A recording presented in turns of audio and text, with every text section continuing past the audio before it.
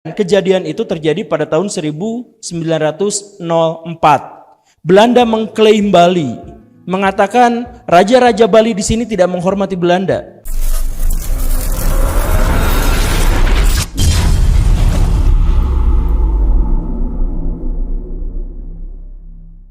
Oke, sebenarnya pertanyaan-pertanyaan yang saya sebutkan tadi itu adalah pertanyaan filosofis. Pertanyaan ironi itu sebenarnya termasuk pertanyaan filosofis. Jadi di dunia filsafat itu ada ahli filsafat dan ada filosof. Ahli filsafat itu biasanya berpikirnya rumit, kesana kesini, berbagai teori, berbagai filsafat sebelumnya dia pahami, dia coba, kemampuan diksinya juga luar biasa, itu ahli filsafat. Filosof itu biasanya gak seperti itu. Filosof itu berpikirnya sangat simpel, sangat sederhana, tapi to the point. Poin-poin yang tadi itu adalah hasil dari sebuah refleksi filosofis kenapa Indonesia tidak bisa maju. Tapi kenapa Indonesia tidak bisa maju? Sekarang kita masuk ke bab kedua, katakanlah bab kedua. Kita masuk soal pariwisata Indonesia. Kenapa? Dari penduduk, dari wisatawan 2,5 juta setahun yang datang ke Indonesia, sekitar 2,1 jutanya itu ke Bali. Nah, sekarang ini kuis juga. Saya kasih hadiah buat yang bisa menjawab. Ini orang pariwisata, prodi pariwisata, ini wajib banget bisa jawab. Kenapa hanya Bali yang menjadi pusat pariwisata di Indonesia? Ada yang bisa jawab? Cung. Jangan buktikan lagi kesalahan saya tadi itu, bahwa kita ternyata tidak berinisiatif gitu. Cung, siapa yang tahu? Nah, itu dia. Akang silakan berdiri di situ, berteriak sekencangnya, sikut orang kanan kiri gitu. Boleh tolong mic-nya? Ini aja ini. Cek. Oh, udah.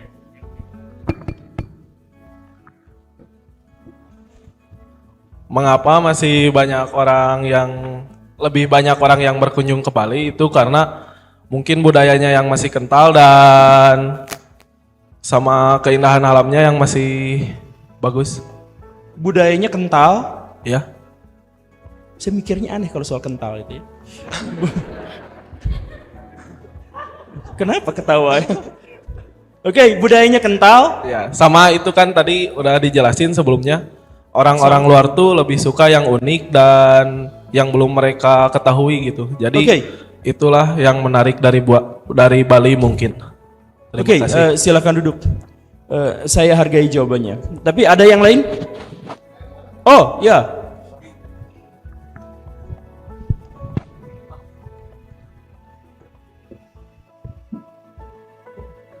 Ini akang yang di sini nggak kelihatan sih. Ketutupan sama tiang. Ya, apa Kang? Assalamualaikum warahmatullahi wabarakatuh. Waalaikumsalam. Nama saya Niko Hasan.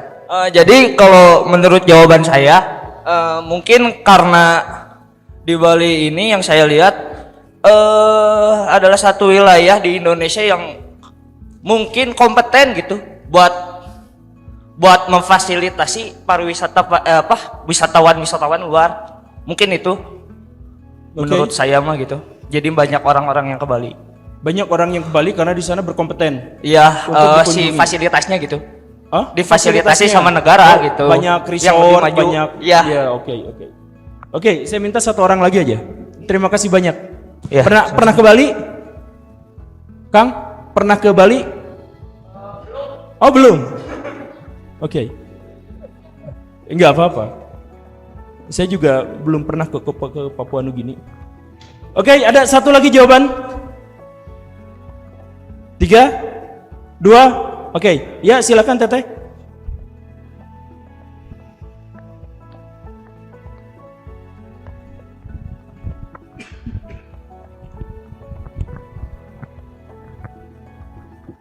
Kalau kata saya kenapa Bali banyak dikunjungi, kan Bali itu punya pulau yang indah, terus laut yang bagus, terus masyarakatnya bisa memanfaatkan itu untuk berinovasi lebih lanjut lagi gitu Pak. Jadi mereka punya cara berpikir untuk berinovasi dari apa yang mereka punya, kekayaan alam yang mereka punya.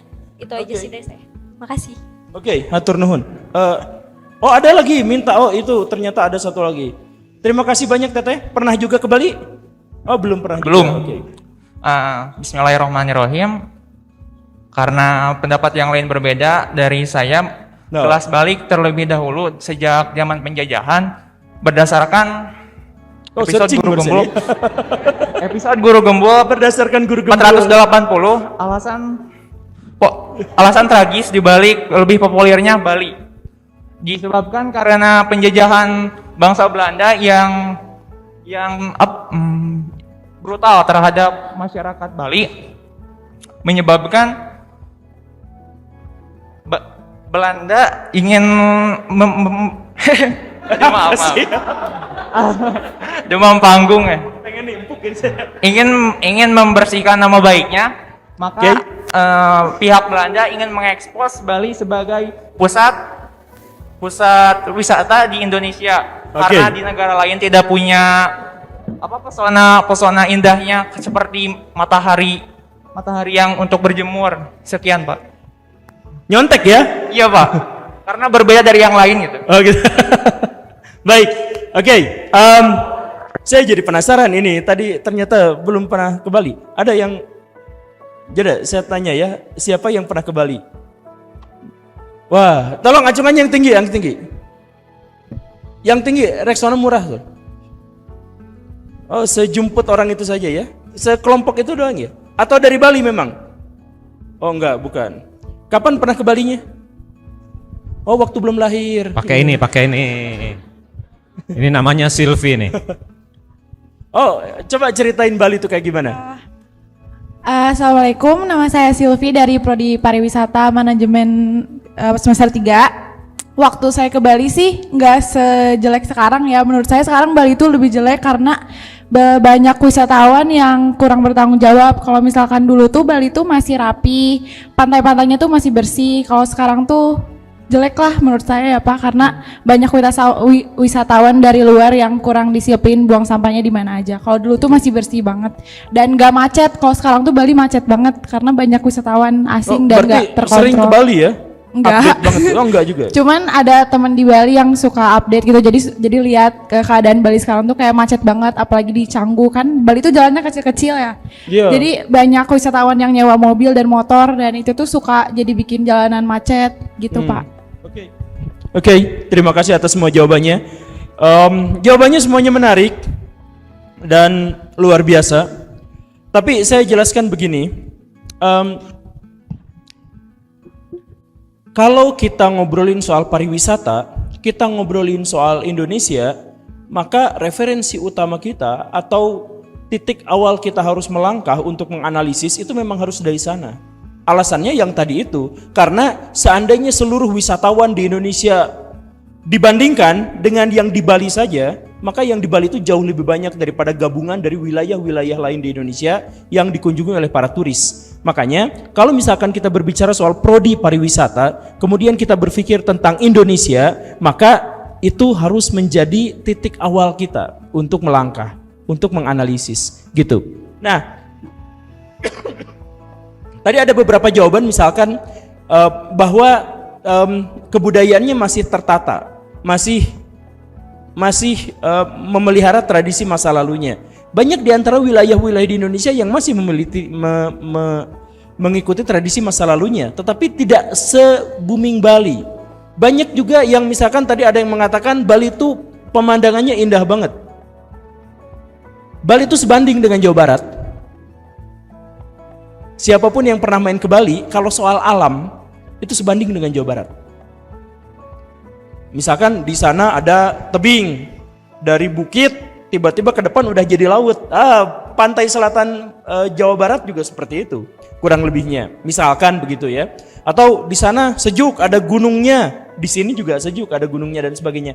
Kurang lebihnya sama. Tapi kalau misalkan mau memberikan penjelasan historisnya ada dalam contekan Akang yang tadi itu. Dia ternyata nyontek dari Guru Gembul.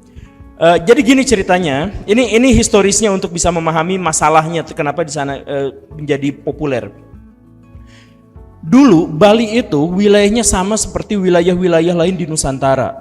Tropis, indah, tapi banyak nyamuk. Dan nyamuk-nyamuk di Nusantara itu mematikan.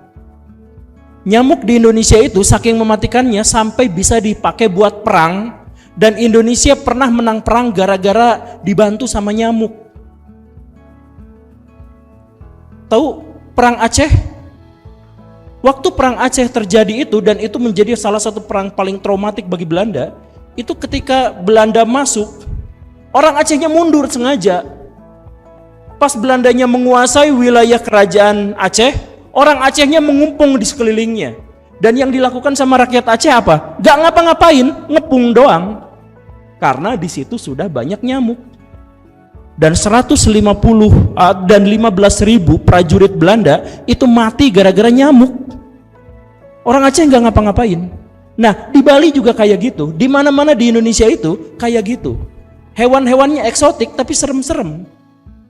Nah, Bali sama seperti itu. Tapi ada kejadian. Kejadian itu terjadi pada tahun 1904. Belanda mengklaim Bali, mengatakan raja-raja Bali di sini tidak menghormati Belanda gara-gara hak tawan karang, sehingga mereka semua harus ditaklukkan. Maka kerajaan Bali satu demi satu itu diserang sama Belanda.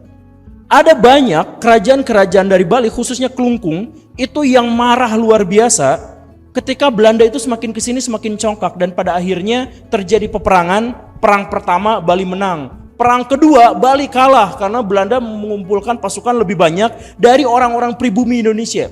Orang Ambon ditarik semuanya ke Bali untuk nyerang Bali.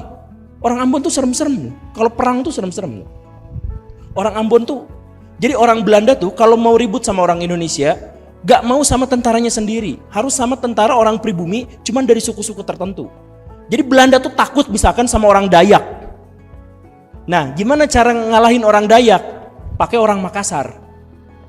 Orang Makassar itu gak bisa ditaklukkan sama Belanda. Gimana cara naklukin orang Makassar?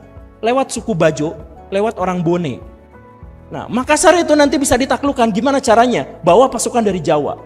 Pasukan Jawa bawa pasukan dari Ambon. Gitu aja seterusnya orang Belanda tuh. Nah, orang Belanda bawa pasukan dari Ambon untuk melakukan serangan pada Bali. Bali akhirnya bisa dikalahkan dan tinggal sisa kerajaannya aja terkepung di sebuah benteng di tengah-tengah. Di situ orang-orang Bali kemudian bermusyawarah, kita tidak mungkin bisa menang. Di sana pasukan, di luar pasukan kuat sekali. Di sana bawa senjata yang besar-besar, bawa pasukan yang sangat profesional. Kita gak bisa mengalahkan mereka. Tapi kita juga gak bisa menyerah. Menang gak bisa, menyerah juga gak bisa. Jadi apa yang terjadi? Orang-orang Bali kemudian melakukan semacam ritual, pakai baju putih semuanya. Kemudian semua di antara mereka, baik yang rajanya sampai yang dayangnya, baik permaisurinya sampai anak-anak kecil yang masih balita, itu semuanya dibekali oleh senjata-senjata yang bisa mereka gunakan, apapun itu. Dan ketika pintu gerbang terbuka, mereka semuanya berhamburan keluar menyerang barikade pasukan Belanda yang dilengkapi oleh meriam, dilengkapi oleh senapan dan sebagainya. Semuanya bersama-sama menyerang ke sana. Perang sampai penghabisan, tetes darah penghabisan. Itulah yang disebut sebagai perang puputan. Mereka gak bisa menang, tapi gak mungkin juga menyerah. Jadi apa yang dilakukan? Mereka melakukan serangan sampai tetes darah penghabisan. Dan ketika Belanda menghadapi itu, Belanda menang, tapi Belanda tidak bisa merayakan kemenangannya karena mereka trauma melihat perang itu. Karena mereka harus menembaki perempuan-perempuan misalkan yang udah kakinya patah masih tetap maju bawa keris. Ada anak-anak kecil nangis sama ibunya tapi lihat Belanda maju bawa keris. Jadi itu ngeri banget sama Belanda. Belanda tuh melihat penampakan yang benar-benar tidak bisa mereka lupakan. Dan yang lebih mengenaskannya lagi adalah bahwa perang itu disorot oleh orang-orang Eropa yang lain. Orang Inggris, orang Denmark, orang Amerika ngelihat ternyata Belanda berperang dengan cara sekeji ini. Kok anak kecil, kok perempuan, kok kakek-kakek, nenek-nenek yang sudah tidak memiliki daya masih dibantai juga pakai meriam. Nah, Akhirnya Belanda itu pada waktu itu dihujat habis-habisan, dibully. Dia pokoknya mah dipermalukan sama negara-negara Eropa karena kata Inggris, "Oi Belanda, kita sama-sama penjajah, tapi saya nggak pernah melakukan perbuatan sekeji seperti yang kamu lakukan." Belanda tuh malu pada waktu itu dan trauma terhadap kejadian itu. Dan perang Puputan itu bukan cuman sekali, tapi berkali-kali, karena bukan satu kerajaan di Bali itu, setidaknya ada 8 yang independen pada waktu itu. Nah, itu perang Puputan sering kali terjadi sehingga apa? Orang Belanda kemudian untuk menutup rasa bersalahnya dan untuk menghilangkan bulian pada diri mereka, maka yang mereka lakukan adalah buka pariwisata Bali. Jadi orang-orang Eropa di seluruh orang-orang di seluruh Eropa sama orang Belanda diperkenalkan, kalau mau main ke daerah tropis, surga yang sangat indah, datanglah ke Bali. Sebenarnya ketika datang ke Bali, orang-orang Eropa kecewa karena Bali pada waktu itu tidak memiliki infrastruktur yang memadai untuk tempat wisata. Nyamuknya masih banyak. Wisatawan yang datang ke sana yang meninggal gara-gara nyamuk ternyata masih banyak juga.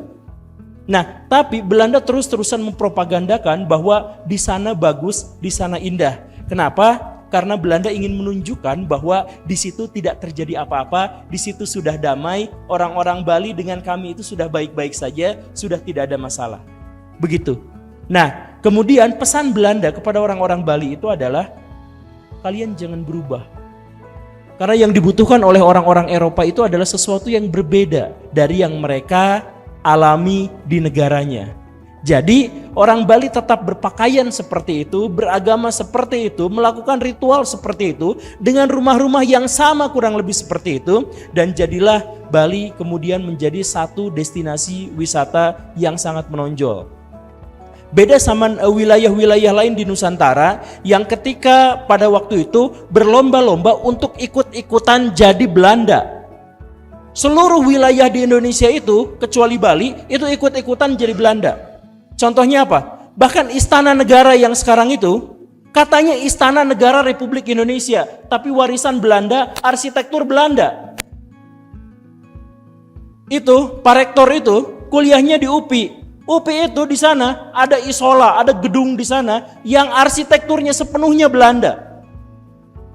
Ketika kita bikin perumahan-perumahan di sini, bikinnya apa? Bukan bikin dari bahan-bahan tradisional Indonesia, tapi bikin dari bahan-bahan yang mirip atau yang sama dengan Belanda. Jadi kita itu ketika orang-orang luar datang ke Indonesia, apa yang berbeda dari Indonesia? Apa yang bisa kita temukan di sini yang tidak ditemukan di tempat lain? Ternyata sama aja. Bahkan istananya, gedung DPR-nya, apanya, semuanya gak ada ciri khas Indonesianya. Kalau filosofis yang paling mendasar untuk berwisata itu yang tadi kita katakan, bahwa kita berwisata ke tempat di mana kita tidak menemukan sesuatu yang sama seperti yang biasa kita temukan, maka di Indonesia kita tidak memiliki alasan untuk datang. Ngapain kita datang ke Indonesia, semuanya sudah sama. Bali beda. Rumah-rumah Bali itu masih macopat, masih ya yang tradisionalnya masih banyak, dikelilingin sama yang dinding itu, terus ada gapuranya, ada wajah kalaknya di atas pintu gini, gitu yang gitu. Maaf, ya ada kalaknya di situ, kemudian rumahnya di tengah-tengah, kemudian di sini ada apa, di sini ada apa, di sini ada lumbung, ada apa, itu masih sama. Ya walaupun banyak juga pembangunan di sana, tapi orang-orang bule itu seneng kerasan tinggal di sana. Kemudian tari-tarian mereka dikembangkan, arsitektur mereka dikembangkan, filosofis mereka dikembangkan. Orang Belanda bilang, kamu jadilah seperti ini, jangan berubah. Terjadi perubahan, tapi perubahan itu tidak melenceng dari filosofisnya.